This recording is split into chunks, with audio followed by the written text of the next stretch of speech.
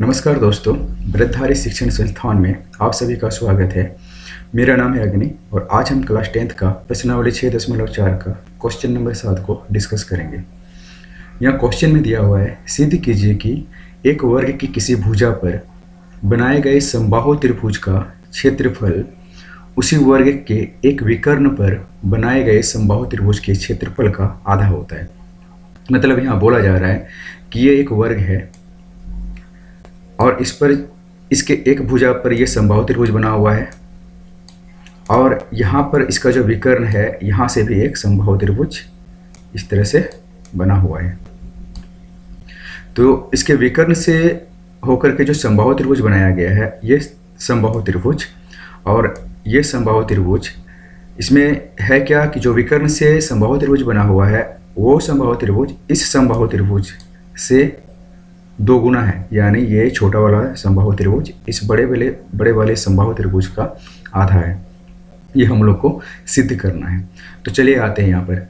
देखिए यहाँ पर दिया हुआ है कि त्रिभुज APC और त्रिभुज BQC। तो APC है APC और त्रिभुज BQC, ये दोनों त्रिभुज समरूप है। क्यों समरूप है? क्योंकि दोनों समबाहु त्रिभुज है।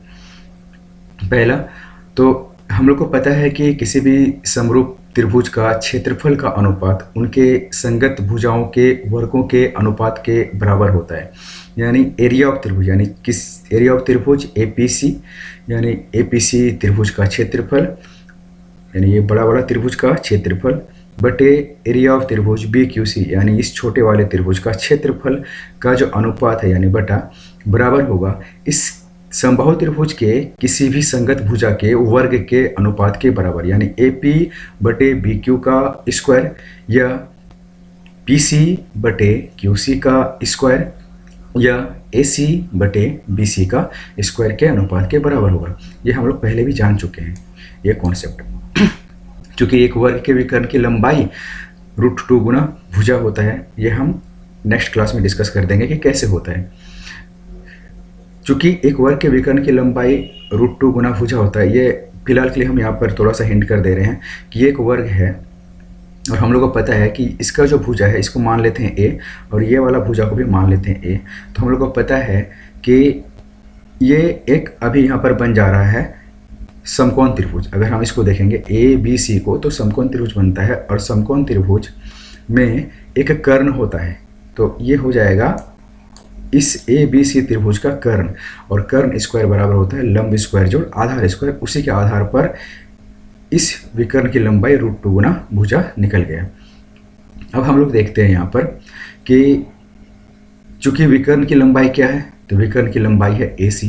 तो यहाँ पर हम लोग देख रहे हैं कि विकर्ण की जगह AC ले लिए, √2 की जगह √2 ले लिए, और भुजा, तो भुजा यहाँ पर मेरा क्या है BC, क्या है BC।